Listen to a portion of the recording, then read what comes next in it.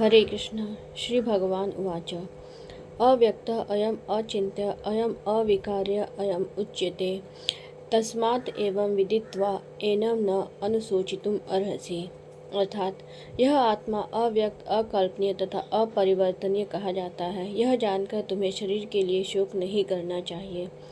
आत्मा इतना सूक्ष्म है कि इसे सर्वाधिक शक्तिशाली सूक्ष्मदर्शी यंत्र से भी नहीं देखा जा सकता, अतः यह अदृश्य है। जहाँ तक आत्मा के अस्तित्व का संबंध है, श्रुति के प्रमाण के अतिरिक्त अन्य किसी प्रयोग द्वारा इसके अस्तित्व को सिद्ध नहीं किया जा सकता। इस सत्य को स्वीकार करना पड़ता है, क्योंकि अनुभवगम्य सत्य होते हुए भी आत्मा के अस्तित्व को समझने के लिए कोई अन्य साधन नहीं है। हमें अनेक बातें केवल उच्च प्रमाणों के आधार पर माननी पड़ती हैं। कोई भी अपनी माता के आधार पर अपने पिता के अस्तित्व को अस्वीकार नहीं कर सकता। पिता के स्वरूप को जानने का साधन या एकमात्र प्रमाण माता है। इसी प्रकार वेद अध्ययन के अतिरिक्त आत्मा को समझने का अन्य उपाय नहीं है।